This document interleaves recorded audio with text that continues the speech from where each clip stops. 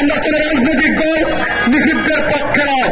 আমরা চাই গত 17 বছর যারা রাজপথে আমাদের জীবন্ত অবস্থায় মানুষকে গুলি করে মেরেছে, রাজপথে মিছিল মিটিংয়ে আমাদের ভাইদেরকে হত্যা করেছে, লাঠিচার্জ করেছে, আমরা সে আওয়ামী লীগকে রাজপথে পুনরায় দেখতে চাই। আমরা তাদের সাথে প্রতিপক্ষের আচরণ করতে চাই। রাজপথে মোকাবিলা হবে, তোমাদের কত সাহস আছে আমরা দেখতে চাই। কিন্তু একটি মহল ষড়যন্ত্র লিপ্ত হয়েছে, তা নিষিদ্ধের পক্ষে, কে আওয়ামী লীগকে পুনর্বাসনের পক্ষে। কিন্তু আমরা কে আওয়ামী লীগকে পুনর্বাসনের পক্ষে নয়, কোন রাজনৈতিক দল নিষিদ্ধের পক্ষে নয়। আমরা চাই খেলা হবে, মাঠে আসো, আমরা খেলতে চাই, খেলে তোমাদেরকে মোকাবেলা করতে চাই। আর এই মোকাবেলার দায়িত্ব জাতির ভবিষ্যৎকে আমরা সামনে দেখাতে চাই।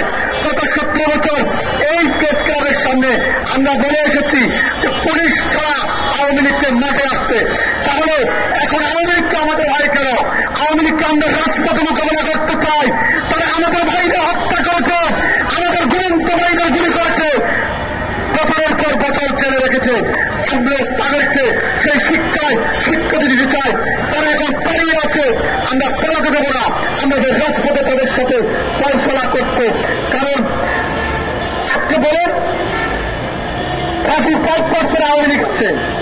এই 35% আওয়ামী লীগের ভিতরে 15% নিয়ে গেছে বিএনপি, 15% নিয়ে গেছেন জামাত, 10% নিয়ে গেছেন এনসিপি, 5% সকল জনতার মাঝে মিশে আছেন। আপনি বলেন আওয়ামী লীগকে নিষিদ্ধ করেছেন, কিন্তু ঘরে ঘরে সবাই আওয়ামী লীগের সাথে একত্রিত হয়ে তাদের 17 বছরে আওয়ার টাকাগুলো ভাগ করে করে খাচ্ছেন। তখন কি আওয়ামী লীগকে নিষিদ্ধের কথা আসে না? তখন কি খাওয়ার সময় আপনাদের সেই পবিত্র কথাগুলো মনে থাকে না? থাকে না। কারণ এই বাংলাদেশটা ছিল নির্যাতনের, অবহেলায়, অযত্নের। সাধারণ মানুষদেরকে আমরা প্রতিনিয়ত কষ্ট দিচ্ছি। এ দেশটা জুলুমে নির্যাতনে নিপীড়িত হয়ে আছে। এই দেশটার যাকে চেয়ার দেওয়া হয়, যাকে ক্ষমতার দেওয়া হয়, যাকে ক্ষমতার আসলে বসা হয়, তারাই বিড়ম্বনা করে। আমার পাশে প্রতিবন্ধী শিক্ষকের আন্দোলন করছে। ভাই, এই আন্দোলন 17 বছর শেখ হাসিনার বিরুদ্ধে আমরা করেছি আমাদের দাবির জন্য। আমরা ডক্টর ইউনূস এবং তার উপদেষ্টাদেরকে বসিয়েছি মানুষ যাতে করে তার দাবি নিয়ে আর রাজপথে না নেমে, আর রাজপথে নেমে যাতে যানজট সৃষ্টি না করে। কিন্তু গত 17 বছর যা করেছে আমরা এখনো তাই করতে হচ্ছে। কেন এই শিক্ষকরা কেন রাজপথে নামবে? কেন নামবে? কেন তারা এখানে ঘুমাবে? কেন তারা এখানে খাবে? তাদের মা আছে, বাবা আছে, বাচ্চা বাচ্চা আছে, তারা কেন না খেয়ে এখানে পড়ে থাকবে?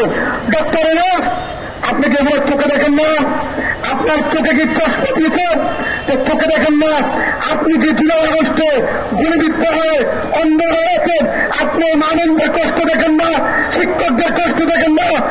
না, আপনি শুধু অর্ডার করতে পারেন শিক্ষকের উপর লাঠিচার্জ করা হোক, শিক্ষকের উপর লাঠিচার্জ করে গ্রেপ্তার করা হোক।